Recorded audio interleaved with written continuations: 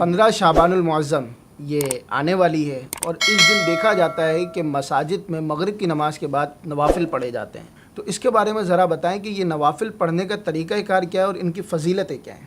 سب سے پہلے تو یاد رکھیے ناظرین، شب براءت بے حد اہم رات ہے۔ لوگوں کی زندگیوں کے بارے میں فیصلے کیے جاتے ہیں، اور اس رات اللہ تبارک و تعالی بنی کلب کی بکریوں کے بالوں سے بھی زیادہ لوگوں کی بخشش و مغفرت فرما دیتا ہے۔ اللہ پاک اس مبارک رات کی ہم سب کو برکتیں نصیب فرمائے۔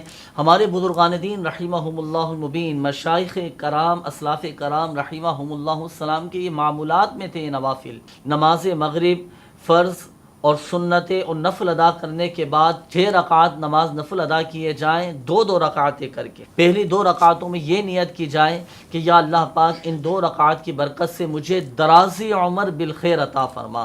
دوسری جو 2 رکعتیں ادا کرنی ہیں وہ اس نیت کے ساتھ ادا کرنی ہے کہ یا اللہ پاک ان 2 رکعتوں کی برکت سے مجھے آفات و بلیات سے محفوظ فرما۔ پھر تیسری جو 2 رکعتیں ادا کرنی ہیں وہ اس نیت کے ساتھ ادا کرنی ہے کہ یا اللہ پاک ان 2 رکعتوں کی برکت سے مجھے بس اپنا ہی محتاج رکھنا۔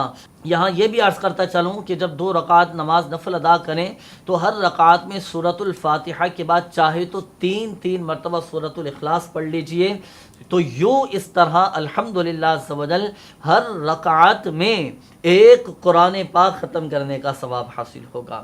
اور جب 2 رکعت نماز ادا کر لیں، ہر 2 رکعت کے بعد 21 مرتبہ سورۃ الاخلاص یا پھر سورہ یاسین 1 مرتبہ یہ پڑھ لیں۔ اور یوں بھی ہو سکتا ہے کہ جب اجتماعی طور پر یہ نوافل ادا کیے جائیں تو ایک اسلامی بھائی بلند آواز سے سورہ یاسین شریف پڑھے اور بقیہ سنتے رہیں۔ اس کے بعد دعائیں نصف شعبان المعظم بھی ضرور پڑھیے گا کہ دعائیں نصف شعبان المعظم کی ایک برکت یہ بھی ہے کہ اللہ تبارک و تعالی اس کے رزق میں وسعت اور کشادگی عطا فرماتا ہے۔